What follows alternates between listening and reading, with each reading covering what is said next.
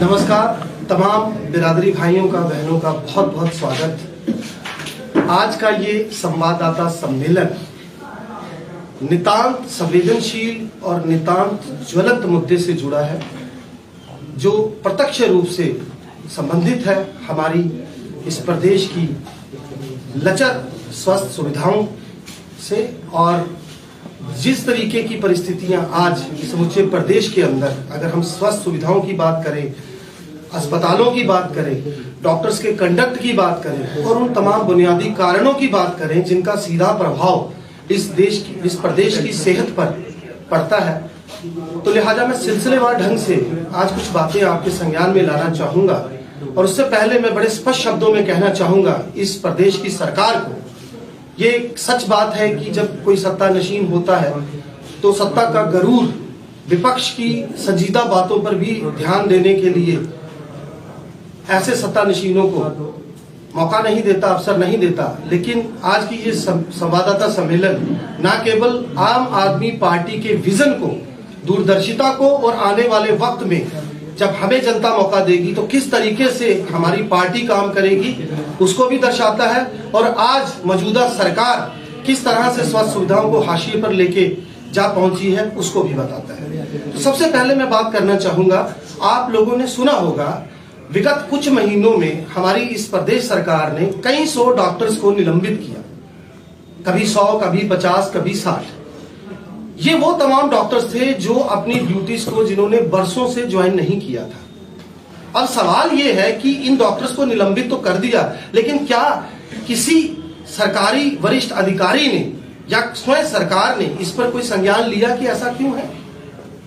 तो मैं आपको बताना चाहूंगा कि ऐसे कैंडिडेट्स, ऐसे बच्चे जिनको एंट्रेंस में कामयाबी नहीं मिलती लेकिन उनकी फाइनेंशियल कंडीशन अच्छी होती है, 4 ऐसे मुल्क हैं जहां से बच्चे जो है वो एमबीबीएस करके आते हैं। इसमें पाकिस्तान है, रूस है, चीन है और बांग्लादेश है।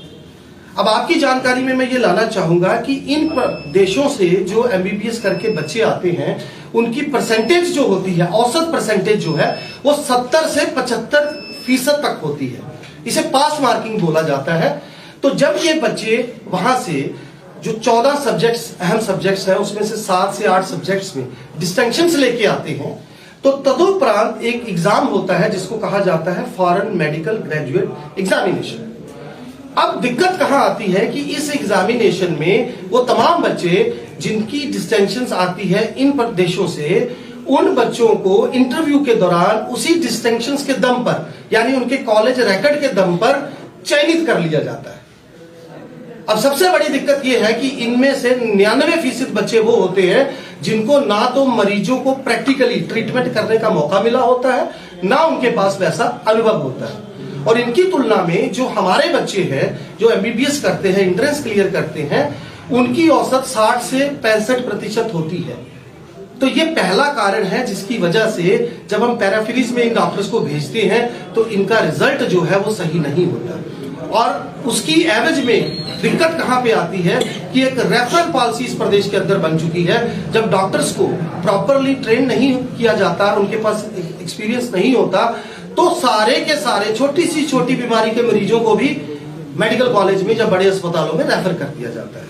इसके ऊपर चूंकि हमने सवाल उठाया है तो मैं प्रत्युत्तर में बताना भी चाहूंगा, इसका सीधा सा हल था, सरकार को यह चाहिए था कि जब इंटरव्यूज होते हैं तो उस वक्त कॉलेज रिकॉर्ड को ना देखते हुए बल्कि वहां पर उनकी क्लिनिकल एक्यूमेंट को देखा जाए और यह देखा जाए कि उन्होंने अपने एंट्रेंस में कितने परसेंटेज हासिल किए। दूसरी सबसे अहम बात जो आज मैं आप सबको बताना चाहता हूं, स्किम्स हॉस्पिटल जो कश्मीर में सबसे बड़ा अस्पताल माना जाता है, पिछले दिनों जो आंकड़े सामने आए, पीजीआई की तुलना में स्किम्स उसकी कैटेगरी में जा खड़ा हुआ।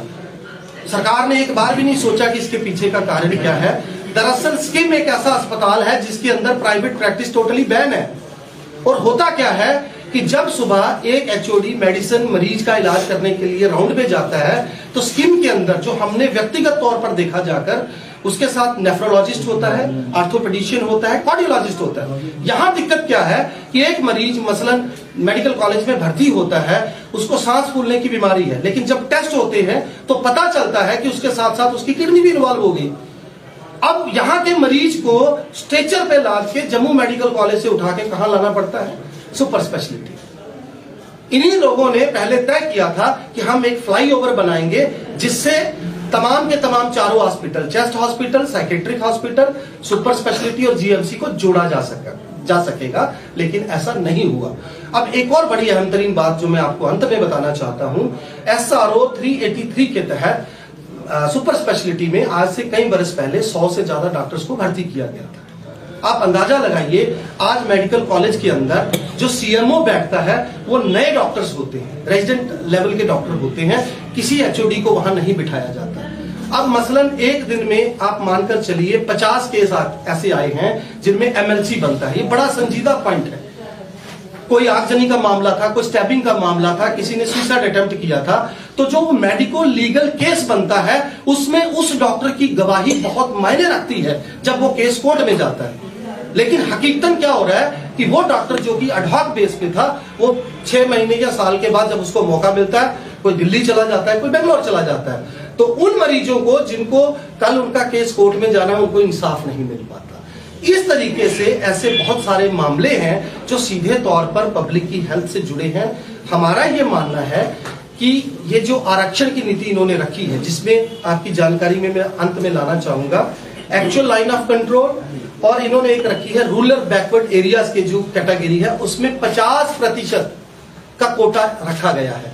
लेकिन होता क्या है, मसलन एक बच्चा जो सब्जी मंडी रहता है, शहरी बच्चा है, उसको रूरल एरिया का एक्सपीरियंस नहीं था और उसको उस कैटेगरी में फायदा भी नहीं मिला। लेकिन जिन बच्चों को उस कैटेगरी के तहत चुना गया, उन बच्चों को वहां नहीं भेजा जाता। यानी ट्रांसफर पॉलिसी इतनी लचर है कि आज कोई समय सीमा तय नहीं है। जितने रसूख वाले डॉक्टर्स हैं, जितने आप ये कह सकते हैं जिनकी पॉलिटिकल अप्रोच है, वो तमाम के तमाम डॉक्टर्स एक ही अस्पताल में सालों से या दशकों से बैठे हुए हैं। तो ऐसी बहुत सारी ऐसी मूलभूत बुनियादी कारण हैं जिनकी वजह से आज हमारे इस प्रदेश का और खास तौर पर मैं कहूंगा जम्मू मेडिकल कॉलेज का पूरा ताना बाना इतना बिगड़ चुका है कि अब लोग इसे बूचड़ खाने की उपमा देते हैं। तो मेरा आज आप सबके माध्यम से ये निवेदन है इस सरकार को, जो इतनी बड़ी बड़ी बातें करती है, इतना दम भरती है यहाँ पे सुधार का,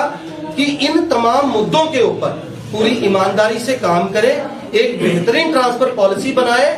डॉक्टर्स का, जैसे मैंने कहा, चारों अस्पतालों को जोड़ने का जो मुद्दा था उसे सीरियसली करे। और अंत में जो आपको कैंसर हॉस्पिटल का भी मैं बता दूं, उसको सुपर स्पेशलिटी के अंदर ही इन्होंने फाइनलाइज किया है। आप मुझे बताइए, 500 बेड के अस्पताल में अगर कल पार्किंग की व्यवस्था तक इनके पास नहीं है तो कैसे ये अपने मरीजों को और तीमारदारों को ट्रीट करेंगे? तो ऐसे बहुत सारे मुद्दे हैं जिन पे हम सीधे तौर पर इस प्रदेश सरकार को ये कहना चाहते हैं कि वो इस पे कड़ा संज्ञान ले, सीरियसली काम करे और डॉक्टर्स की जो बुनियादी समस्याएं हैं उनको समझे। तदोपरांत यहाँ की जो स्वास्थ्य सुविधा है उसमें कोई सुधार हो सकता है। अन्यथा जो गरीब आदमी है, आमजन है, जिसके पास पैसे नहीं है, वो किसी बड़े अस्पताल में जाने की कुवत नहीं रखता है। आप सब ने आज इस संवाददाता सम्मेलन को बढ़िया तरीके से कवर किया और मैं उम्मीद करता हूं कि आप सबके तमाम अलग अलग मंचों से प्रदेश सरकार तक ये बात पहुंचेगी और हम ये आशा करते हैं कि कम से कम इन तमाम मुद्दों पर जो सीधे तौर पर आम आदमी की सेहत से जुड़े हैं, सरकार कोई ठोस निर्णय ले। आप सबका बहुत बहुत शुक्रिया, धन्यवाद।